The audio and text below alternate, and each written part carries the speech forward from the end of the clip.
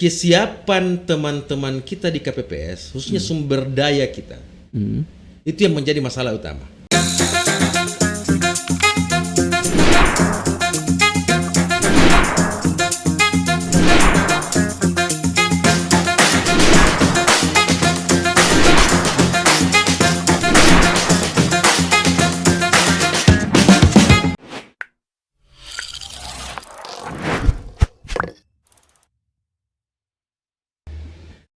Apa kabar, Pak Andi Dewantara? Alhamdulillah. Baik ya kabarnya hari ini. Lumayan. Bagaimana? Apa tidak terganggu dengan cuaca saat ini? Enggak ya? Ya, beberapa masalah sih sebenarnya yang sedikit mengganggu kita adalah gempa yang ada di Pasir Lambena itu ya. Betul. Saudara-saudara kita, teman-teman kita di sana. Oh ya, betul. Cukup menyita waktu kita untuk perhatian kepada mereka. Mudah-mudahan kejadian yang sama tidak terulang lagi di masa yang akan datang. Mudah-mudahan kita berdoa. Oke, baik. Pak Andi Dewantara ini saya perkenalkan dulu. Beliau ini adalah anggota KPU Kabupaten Kepulauan Selayar. Pak Dewan ini baru periode pertama di KPU. Sebelumnya adalah bagian keluarga besar KPU Kabupaten Selayar di jabatan Kasubag Hukum ya. Nah, di kesehariannya sebagai anggota KPU yang membidangi divisi teknis, dia banyak berkecimpung bersentuhan langsung dengan hal-hal yang sifatnya teknis kepemiluan ya. Betul sekali. Iya. Nah, di tema kita hari ini kita akan coba mengulas tentang sistem informasi rekapitulasi atau kita kenal dengan namanya Sirekap. Nah, kita ingin menggali sedikit dari Pak Andi Dewantara, sebenarnya Sirekap itu atau sistem informasi rekapitulasi itu seperti apa? Apa itu sistem informasi rekapitulasi? Oh ya. Oke Pak Ruslan, jadi gini.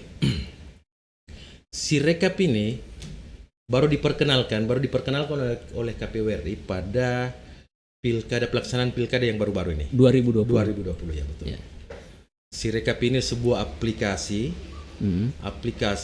yang dibuat atau dirancang untuk memudahkan penyelenggara pemilu dalam melakukan rekapitulasi, baik itu di tingkat TPS maupun di tingkat kecamatan. Ya. Sekaligus, Sirekap ini juga memudahkan bagi masyarakat untuk mendapatkan informasi tentang hasil penghitungan suara. Oh, jadi Sirekap ini masyarakat bisa mengakses informasi tentang hasil. Oh iya. Hasil pemilu. Pokoknya secara online ya, secara online. Real time lagi. Real time. Dengan handphone atau laptop? Terserah. Fasilitas bisa. Apa saja yang Anda pegang. Bisa. Yang penting memiliki koneksi dengan internet, langsung. Oh begitu. Yeah. Artinya ketika misalnya saya di Makassar, saya tidak perlu ke Selayar untuk tahu hasil. Gak perlu. Cukup buka handphone aja, buka aplikasi Sirekap. Woi, keren ini, keren. Ini artinya ada perubahan besar ya, perubahan besar yang dilakukan penyelenggara pemilu. Yeah, betul. Karena mampu menampilkan hasil pemilu secara langsung, secara real time kepada masyarakat. Ini kan tadi sudah disinggung sedikit terkait salah satu manfaat dari Sirekap. Nah, untuk keunggulan lainnya Sirekap ini. Ya. Jadi kita review dulu kembali ke belakangnya Pak Ruslan. Di mana ini dulu? Di tahun 2019. Ya. 2019, oke. 2019 lalu, pada saat teman-teman kita di KPPS melakukan rekapitulasi, banyak yang mengalami karena lamanya proses rekapitulasi di tingkat PPS itu, kemudian ada penundaan 1 hari. Ada penundaan betul. Untuk melakukan rekapitulasi, untuk menyelesaikan proses administrasi. Iya. Dampak dari itu kemudian muncullah di berbagai media. Saudara-saudara kita, teman-teman kita penyelenggara di kabupaten lain ada yang meninggal, ada yang kecapean. Di Selayar kita ini kan kita identifikasi kemarin di Kecamatan Bukit ada 2 Iya. Ada betul. 2 penyelenggara kita yang sempat masuk Betul. puskesmas, tapi alhamdulillah enggak. Iya. Ya enggak sampai seperti yang Lainnya lah. ya. Betul. Nah, dasar pikir itulah yang kemudian aplikasi ini dimunculkan bagaimana untuk memudahkan kerja-kerja teman-teman kita di KPPS. KPPS ya. Kemarin Pak Ruslan, Mm. teman-teman kita di KPPS untuk membuat salinan C, salinan C1. C berita acara hasil perhitungan suara itu untuk satu pemilihan DPR itu dia harus mencetak berapa sejumlah partai politik. Taruhlah partai politik kemarin kita yang 12. bertarung ada 12 ya. 12 berarti 3 partai politik. Berarti 3 kali 12 itu sudah 24 salinan yang dibuat. Iya. Kemudian anggota DPD. Ya. Anggota DPD. Belum Anggota lagi DPD. Pilpres. Belum lagi Pilpres. Pilpres 2 calon. Belum lagi salinan lain untuk PPK, untuk Bawaslu, Untuk KPU. untuk KPU. Itu hampir ratusan salinan yang harus dibuat Untuk satu data yang untuk sama. satu data yang sama. Betul. Ya. Itulah yang kemudian membuat teman-teman kita kelelahan di Iya. tingkat TPS. Bahkan di situ berpotensi untuk terjadi kesalahan di dalam penulisan. Penyalinan. Iya, penyalinan. Sampai dikatakan ada guyonan itu di luar bahwasanya 1 tambah 1 sama dengan 11. Iya, itu salah satunya. Iya. Nah, aplikasi Sirekap ini, dengan aplikasi Sirekap ini, kita tidak butuh lagi untuk membuat salinan. Iya. Teman-teman KPPS setelah dia melakukan penghitungan pada C plano, tinggal melakukan rekor atau kamera, kemudian melakukan foto aplikasi itu dengan sistem itu, langsung dia mampu membaca angka-angka yang ada di dalam salinan tersebut. Dari kertas plano itu. Nah, ini kan kita kayak ujian-ujian apa namanya itu? Ujian-ujian ujian SMK nasional. ya, ujian nasional yang menghitamkan itu pakai pensil 2B ya. Iya. Nah, aplikasi ini mampu mengidentifikasi kemudian menciptakan angka dalam sebuah salinan, kemudian melahirkan C dan seluruh lampirannya berita acara, hasil penghitungan suara dan seluruh lampirannya ke belakang. Iya. Tinggal kita akan mengirimkan, teman-teman KPPS akan mengirimkan salinan tersebut kepada seluruh saksi. Oh, jadi saksi tidak akan menerima lagi salinan dalam bentuk hard copy, tetapi dalam bentuk soft copy. Dalam bentuk soft copy. PDF mungkin ya. PDF ya, betul. Dan itu bisa dikirim melalui, taruhlah misalnya WhatsApp atau email, bisa melalui itu. Melalui Bluetooth boleh, WA boleh. Ya. Bagaimana dengan masyarakat? Masyarakat, khusus untuk masyarakat, ada jalur tersendiri dalam aplikasi Sirekap yang masuk ke dalam pintu untuk mengakses seluruh dokumentasi.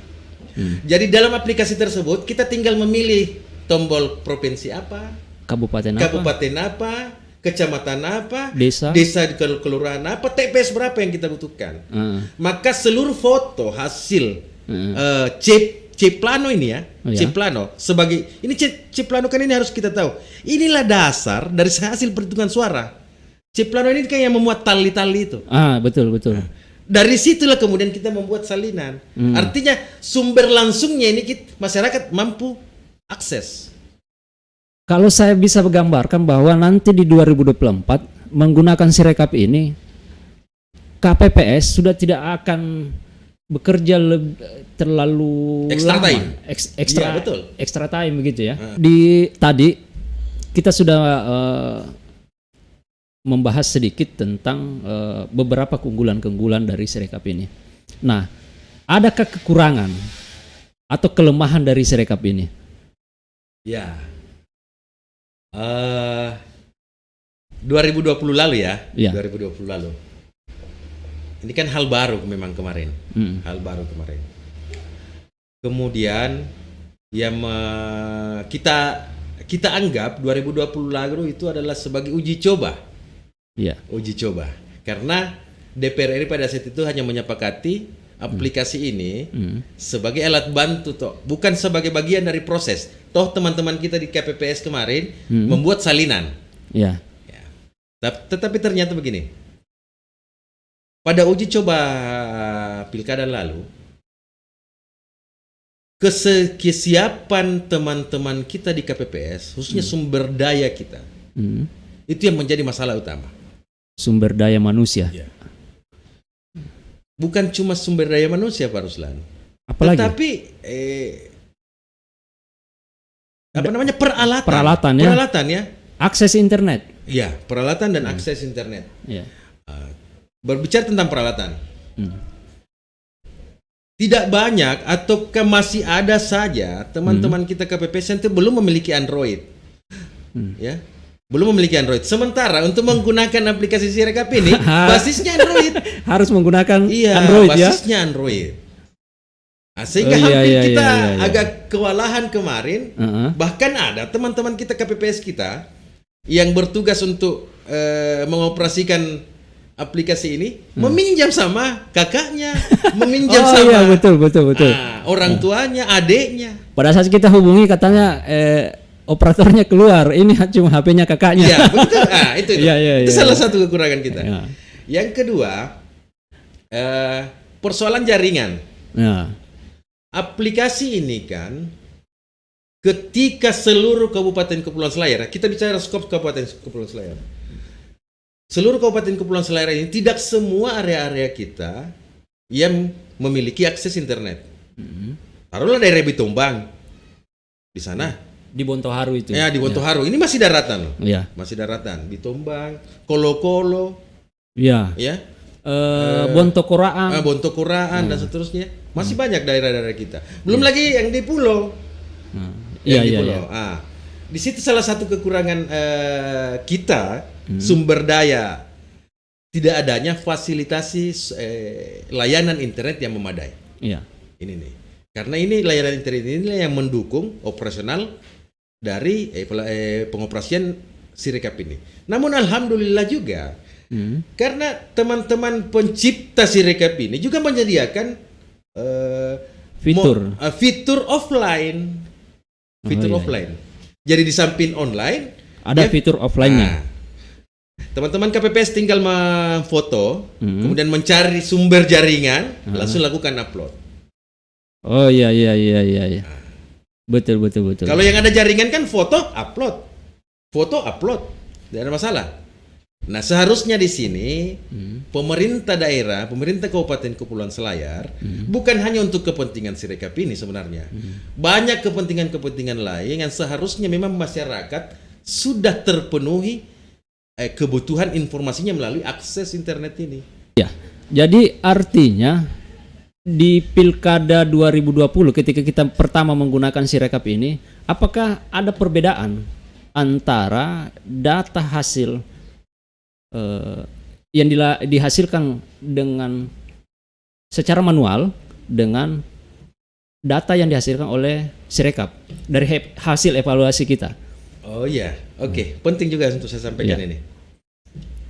Tidak ada satupun data yang berbeda antara data manual dengan data Sirekap.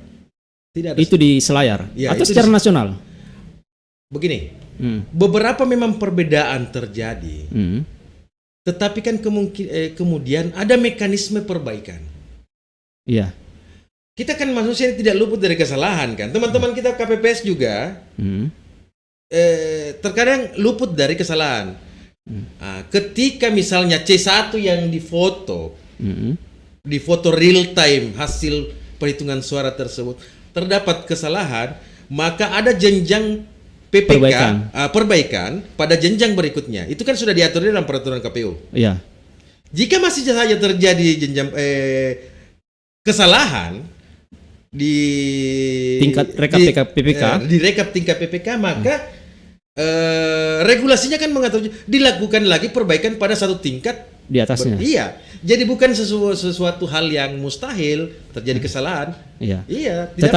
Tapi hasil kemarin betul-betul tidak ada perbedaan. Kalau hasil kemarin ada beberapa TPS kita yang memang terjadi kesalahan perhitungan. Tetapi kemudian dilakukan perbaikan di tingkat kecamatan. Dan alhamdulillah karena di tingkat kabupaten ini kan tidak ada perbaikan. Iya. Tidak ada perbaikan.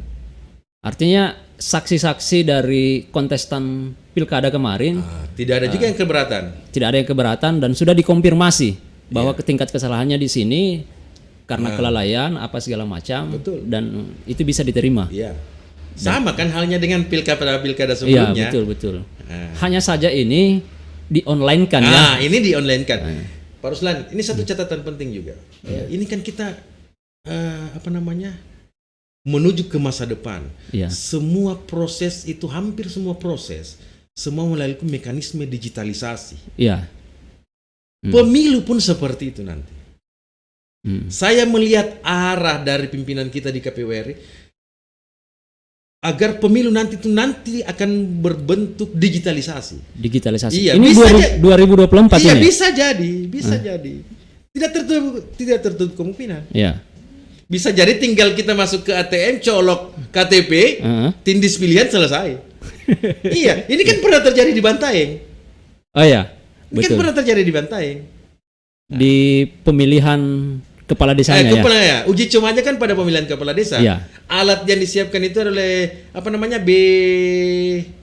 Saya lupa nama lembaganya yang di Unhas itu ya. Iya, betul. Iya. Nah, pertanyaan terakhir ini, Pak Dewantara. Karena kan kita sampai hari ini KPU bersama jajarannya masih melakukan pembahasan terkait persiapan-persiapan yang akan kita lakukan untuk menghadapi Pilkada 2024. Nah, terkait Sirekap ini, apakah masih akan digunakan untuk Pilkada 2024 dengan tantangan yang mungkin hampir sama atau bahkan lebih ribet prosesnya dengan pemilu 2019 yang lalu? Iya. Jadi gini Pak Ruslan. Iya. Saat ini pimpinan kita di KPU RI beserta tim ahli Sirekapnya sementara melakukan penyempurnaan aplikasi. Iya. Beberapa kali kami juga diundang untuk menyaksikan perubahan-perubahan tersebut melalui media Zoom meeting kemarin. Iya. Untuk mencari formulasi yang tepat untuk penggunaan Sirekap pada pemilu 2024 akan datang. Nah, saat ini juga pimpinan kita di KPU RI sedang berjuang bagaimana Sirekap ini dapat diakomodir bukan hanya sebagai alat bantu, tetapi memang diakomodir sebagai sebuah proses. Bagian dari pemilu itu. Artinya kalau kita tidak gunakan Sirekap, maka tidak sah tahapan itu. Proses rekapitulasi itu. Atau bagaimana? Maksud saya begini. Kemarin di Pilkada 2020, kita menggunakan Sirekap. Ada hasil dalam bentuk file PDF. Tetapi kemudian juga kita membuat salinan. Iya. Salinan dalam bentuk manual. Ini kan sebuah ngapain ada Sirekap? Kalau mesti ada harus salinan. Ada salinan. Ya. Tapi untungnya karena pilkada kita ini hanya terbatas kontestannya sehingga waktu yang digunakan pun untuk melakukan rekapitulasi itu kan relatif lebih singkat. Ya. Tetapi kalau kita berpikir tentang pemilu 2024, ini peserta pemilunya saya lihat semakin bertambah. Ya. Belum lagi yang partai-partai baru apa dan lain-lain. Ya. Artinya pesertanya amat banyak. Yang memungkinkan teman-teman kelelahan ketika teman-teman KPPS kita membuat salinan sejumlah itu. Iya. Maka salah satu-satunya solusi untuk mempersingkat waktu adalah Sirekap. Sirekap ya. Toh Sirekap ini bukan sebagai hal yang tidak bisa kita komplain. Peserta pemilu ketika tidak menyetujui hasil rekapitulasi, toh bisa melakukan komplain. Oh begitu ya? Iya. Cara mengajukan komplainnya bagaimana? Sama dengan mekanisme yang lalu. Ada keberatan saksi di rekap rekap berjenjang itu. Iya, di rekap berjenjang itu. Ada keberatan yang bisa diajukan bahkan sampai ke Mahkamah Konstitusi. Kalau tidak puas di PPK di tingkat kecamatan, lakukan komplain di tingkat kabupaten, rekapitulasi tingkat kabupaten. Tidak puas lagi, lakukan komplain di tingkat provinsi sampai KPU RI. Tidak puas lagi dengan hasil yang dikeluarkan oleh KPU RI, langkah terakhir adalah Mahkamah Konstitusi. Itu kan mekanismenya. Oh iya. Cukup terbuka ruang untuk melakukan komplain. Oh iya. Mantap sekali nih. Kalau kita bisa berharap ya, semoga Sirekap ini bisa kita manfaatkan di 2024 sehingga penyelenggara kita di tingkat KPPS bisa lebih mengefisienkan ya tenaga dan pikirannya dalam melaksanakan tugas-tugasnya itu. Ya, dan satu lagi Pak Ruslan. Ya. Kita berharap pemerintah Kabupaten Kepulauan Selayar. Ya. Apakah dalam kapasitasnya dia melakukan upaya untuk penyediaan fasilitas-fasilitas jaringan internet ini? Gimana caranya agar aplikasi Sirekap ini dapat berjalan offline real time jika fasilitas internet ini, jaringan internet ini tidak tersedia di beberapa daerah. Tetapi saya dengar baru-baru ini di beberapa kecamatan kan sudah masuk BTS mini ya. Oh ya, betul. Lewat program pemerintah pusat dengan pemerintah daerah itu saya sangat bersyukur sekali dengan Alhamdulillah ya. Betul. Artinya daerah-daerah yang tidak diakses internet sekarang sudah dapat diakses. Nah, sekarang tugas pemerintah daerah adalah bagaimana supaya seluruh Kabupaten Kepulauan Selayar ini bisa dilintasi oleh jaringan internet. Betul. Sehingga proses penggunaan Sirekap ini di tingkat KPPS bisa berjalan optimal ya. Ya, betul.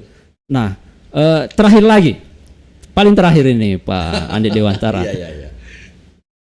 Harapan Pak Andi Dewantara ini dengan Sirekap ini bagaimana? Secara pribadi, sebagai anggota KPU. Setelah kalau kita flashback ke 2019 ya, kemudian saya melihat mekanisme kerja pada tahun 2020 tentang Sirekap, saya sangat yakin sekali bahwa Sirekap ini mampu dijalankan oleh jajaran penyelenggara KPU sampai tingkat KPPS. Saat ini kita bisa lihat, bahkan anak kecil pun kan sudah punya handphone. Ya. Apalagi penyelenggara kita, hampir semua dimensi kehidupan kita sudah disusupi oleh handphone. Handphone yang kecil. Handphone Android ini. Ya. Modal aplikasi ini kan cukup murah, cukup handphone itu saja. Iya. Jadi tidak ada lagi alasan, kalau alasan penyelenggara tidak tersedianya fasilitas, saya pikir itu tidak masuk akal. Itu ya. Dan saya berharap agar aplikasi Sirekap ini menjadi tools yang betul-betul sudah dianggap sebagai proses. Bagian dari pemilu itu. Bahkan kalau perlu kita cantollah dalam undang-undang. Iya. Kita cantolkan dalam undang-undang. Ada landasan hukumnya. Selama ini kan tidak ada. Iya. Tidak ada. Artinya ada tetapi kurang kuat. Kurang kuat. Karena ini mesti diperkuat di regulasinya. Jadi kami berharap ini Sirekap ini dapat diakomodir dalam regulasi yang lebih tinggi. Sehingga kita ini di jajaran penyelenggara dalam mengatur ini lebih leluasa lagi. Betul. Dalam mengembangkan aplikasi ini. Baik. Nah, diskusi kita sore ini betul-betul menarik, tetapi ya namanya waktu terbatas juga. Nah, mudah-mudahan ke depan Pak Andi Dewantara kita bisa diskusi kembali di tempat ini, di podcast KPU ini dengan topik-topik yang lebih menarik ya. Baik, kawan pemilih dimanapun Anda berada, sekian diskusi kita sore ini. Sampai ketemu di podcast selanjutnya.